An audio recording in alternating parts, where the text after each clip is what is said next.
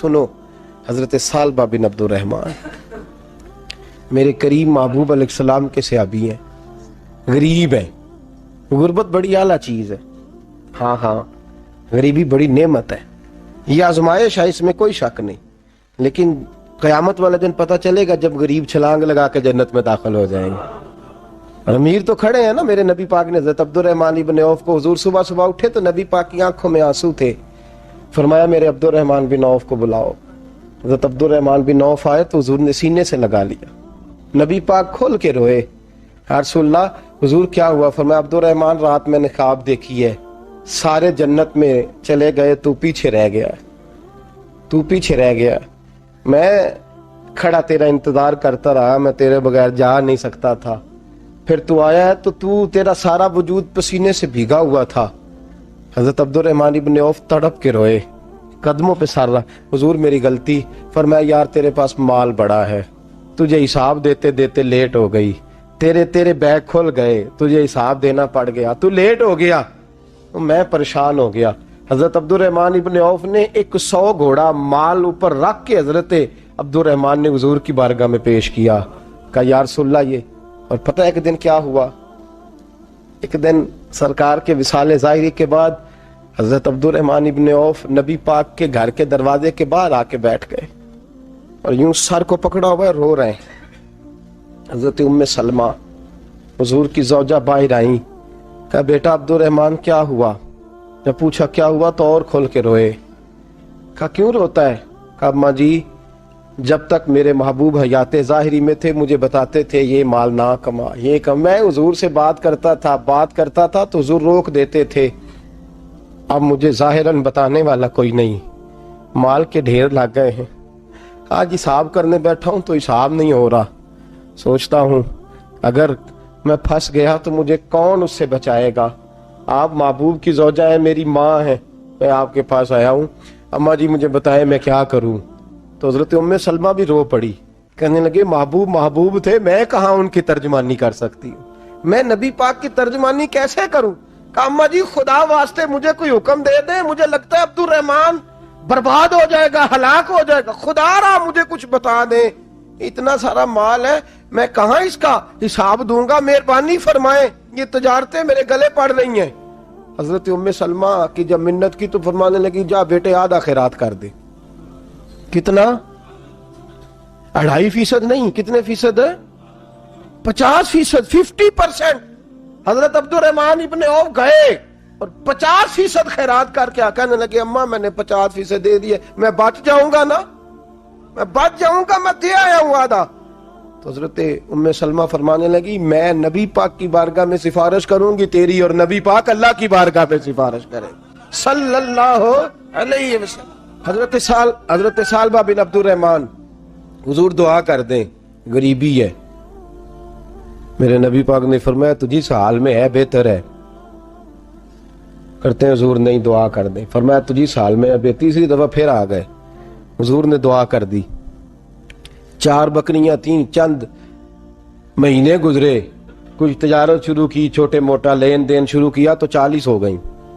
کچھ وقت اور گزرا تو ریوڑ بن گیا، پھر گائیں بھی آ گئیں، پھر اونٹ بھی آ گئے، پھر لائنیں لگ گئی. پھر ہر وقت حضور کے قریب بیٹھنے کو دل کرتا تھا. اب لین دین کے معاملات تھے، اب ذرا طبیعت تھوڑی پیچھے ہٹنے لگی، تھوڑا دل پیچھے ہٹنے لگا.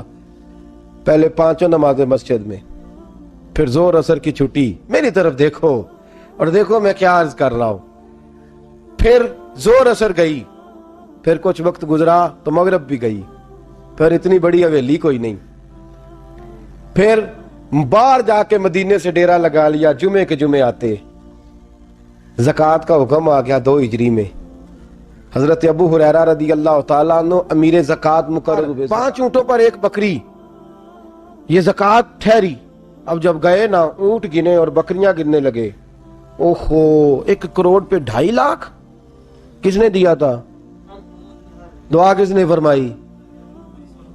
اوہو اتنا، میرے پیسے بینک سے میسج آ جائے گا اتنے کم ہو گئے، اوہو بڑی مصیبت بنے گی. میرے تو خوشی ہوتی ہے جب آتے ہیں تو اب یہ والا میسج بھی چلے گا کہ اتنے مائنس ہو گئے. توبہ توبہ، پریشانی لگ گئی، بڑی طبیعت. انکار نہیں کیا، کہنے لگے حضور سے جا کے عرض کرنا میں خود آؤں گا، اور جہاں محبوبیت ہو وہاں اتنے لفظ بھی بے ادبی ہیں، وہاں ٹھہر جاؤ، سوچتا ہوں، سمجھتا ہوں، غور کرتا ہوں، یہ جملے بھی وہاں توہین ہوتے ہیں۔ محبوب ہو اور وہاں انسان سوچ سمجھ کی بات کرے، وہاں انسان، بابا بلے شاہ صاحب نے کہا عقل آخ دی چگے نو سام کے رکھ، عشق آخ دے بال کے سیکنا چاہیے ہے۔ کہا جا کے کہنا میں آؤں گا۔ سب کی زکوٰۃ لے آئے، در رسول پہ آئے، حضور نے فرمایا پہلے سالبہ کی بات بتاؤ۔ پتہ تھا نا پہلے سال، حضور اس نے کہا تھا میں آؤں گا۔ حضرت ابو ہریرہ کہتے ہیں نبی پاک نے ٹھنڈی آہ بھری، آہ ٹھنڈی، فرمایا ہلاک ہو گیا۔ اس کو کہا تھا نہ اس چکر میں پڑ، ہلاک ہو گیا، ہلاک۔ حضرت ابو ہریرہ فرماتے ہیں دو باریک باریک آنسوؤں کے قطرے بھی میں نے محبوب کی آنکھوں میں دیکھے۔ اپنا ہے نا تو دکھ ہوا، یار میرا اپنا تھا، یہ ہلاک ہی ہو گیا ہے، کدھر چلا گیا ہے۔ ان کو بھی بعد میں خیال آیا، او ہو میں تو غریب تھا، یہ آیا کدھر سے تھا، میں تو غلامی رسول میں آتا گیا تو رب میری عزتیں بڑھاتا گیا، یہ میں کس چکر میں پڑ گیا۔ آئے لائنیں بکریوں کی لائے، حاضر کی، حضور وہ میں نے کہا تھا حضرت ابو ہریرہ سے میں خود آؤں گا، حضور میں خود لایا ہوں۔ فرمایا محبوب نے مجھے تو نہ بتا، میں تو سمجھتا ہوں، میں نے کہا تھا تو میں آ گیا ہوں۔ فرمایا چل اٹھا، دوڑ جا، لے جا۔ حضرت ابو ہریرہ فرماتے ہیں انکار محبوب نے سالبہ کو کیا، لیکن آنسو ابو بکر صدیق کے بھی نکل گئے۔ فرماتے ہیں درد عثمان غنی کو بھی ہونے لگا، تڑپ مولا علی بھی گئے۔ فرمایا جا لے جا، نہیں چاہیے تیرے پیسے۔ فرماتے ہیں سالبہ نے ہاتھ باندھے، کہا محبوبہ غلطی ہو گئی، حضور مجھے، فرمایا تجھے کہا نہ تیرے نہیں چاہیے، نکل جا۔ حضرت ابو ہریرہ فرماتے ہیں جب نبی پاک نے رخ پھیرا تو صحابہ کی زبانوں پہ بھی جاری ہو گیا یہ تو ہلاک ہو گیا۔ کہتے ہیں مدینے میں قحط پڑ گیا، محبوب نے فرمایا بلال تو بھی آج لا، ایک خشک چھوارا حضرت بلال کا قبول ہو گیا۔